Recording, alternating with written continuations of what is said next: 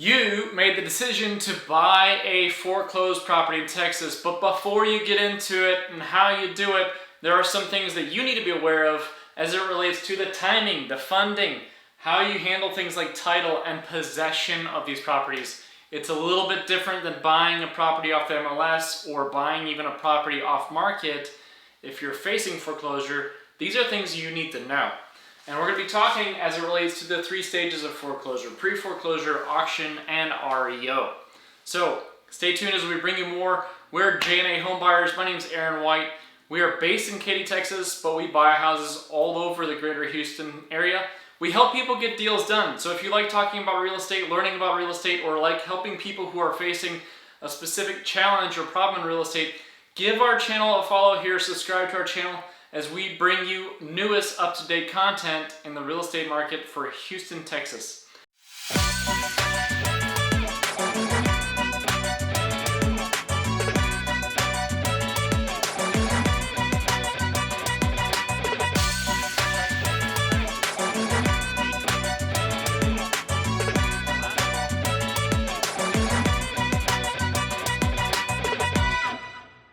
Let's dive in here as it relates to time. When a bank issues a foreclosure or starts the foreclosure process in Texas, first of all, almost all foreclosures are non-judicial in Texas, which means that it's simply a matter of filing paperwork. There's no court hearing or anything to evaluate if it's warranting a foreclosure. It'll start as soon as the late payments are coming in. Now, once that notice is sent out, the owner is sent a notice which puts them on the pre-foreclosure list, okay? That name and information on the property will be sent to the county clerk in Houston, which gets them on that pre-foreclosure list. They have at least 41 days. In many cases, it's actually more days to fix things before they foreclose, okay? But Texas requires at least 41 days. Then they'll go into auction. At auction, purchasing is done at the moment, okay? If it doesn't get sold at auction, then it becomes bank-owned or REO-owned. And oftentimes there, it'll be sold to someone the bank knows or listed with a realtor on the MLS and try to get offers that way to purchase the property. They'll negotiate down, maybe take a little bit of a loss in that house. So that's the general process of foreclosure.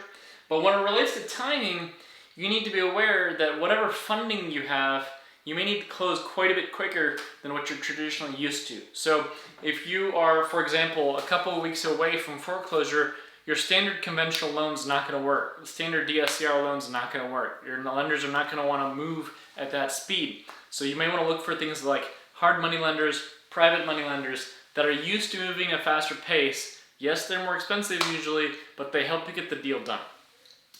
Those are ways to then do both the timing and the funding. And timing, really, the funding are the most closely related pieces there. Is you need to be able to close quickly.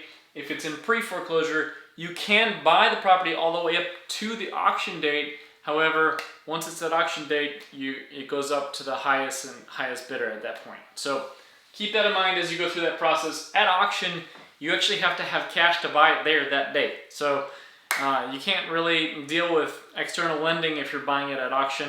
It's buying it then and there, and it's sight unseen, right? Typically, these properties, you're not going to be able to go and look at or go into unless you've reached out and spoken to the owner and they're trying to help them out of that problem. It's really a buying sight unseen. There's a lot of risk that goes with that when it comes to repairs, of course. Now let's talk about title. Title is something that a lot of people don't really think about. Because they're facing foreclosure, you don't really always know if there's other issues that are occurring with that property. For example, they may have mechanics liens. They may have maybe other people that claim to have right to owning the property because of a probate situation or whatever. You may have tax liens. You may have other things that pop up after the purchase, and you inherit those problems as purchasing that. Now, it doesn't always happen, so you might get lucky there. But this is something that's important to think about, to do some research before you go and buy that property. And after you buy that property, it's highly advisable to go find a title company that's going to give you a title insurance on that property after the purchase. Now, that title insurance, it's important that you look and talk to several title companies before you go make that purchase so that you know what they're looking for, because they're going to have risks giving you that insurance on that policy. There's likely to be a premium there, and there may be some limitations or things that they just don't touch or they don't do. So shop around for title companies before you go to buy at auction. Really, auction is where you really probably face the most risks in A, not seeing the house, and B, not really knowing what title is there and if you're going to get proper title insured on that property. So this one, if you're buying at auction, get a good deal because it's the riskiest one for you, okay?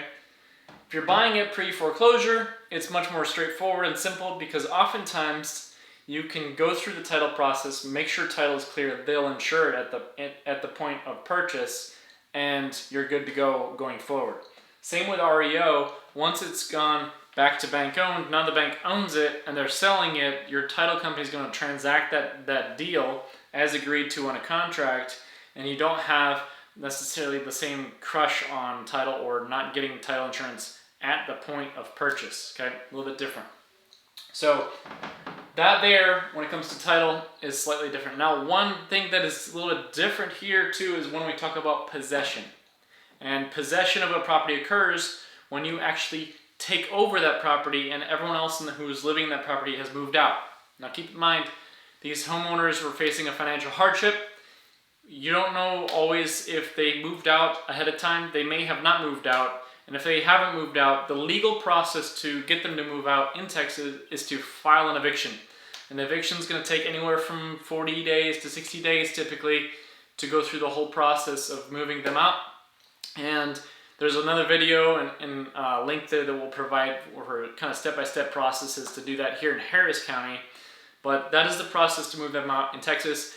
We highly recommend you use a different tactic, which is you offer at least a cash for keys. We'll typically send them a notice, say, hey, here's your 3 days to vacate and start the eviction process. But then we offer them a cash for keys verbally, which basically, layman's terms, says, hey, here's a gentleman's agreement. If you leave and you sweep this place clean, I'm going to give you, I don't know, $500, $1,000, whatever it be. And they get a little bit of a win there. They don't get an eviction on their record in addition to the foreclosure. And you might get your property back quite a bit quicker so that you can start doing renovations and things needed in order to either rent it or fix it up and sell it. So there are ways to work things out and make it a win-win. Keep in mind that you have taxes, insurance, and payments and costs on owning that property while you're going through that eviction. You might have legal fees going through the eviction as well. So it's a lot easier if you can skip a lot of those costs and come up with a deal that's win-win. If you have deals that you want to bring us, keep in touch. This is why we put a lot of content out there. It's not just for our sellers that we make content, but we do make content for sellers as well. So if you like this, give us a follow, subscribe to our channel there, and let's keep in touch.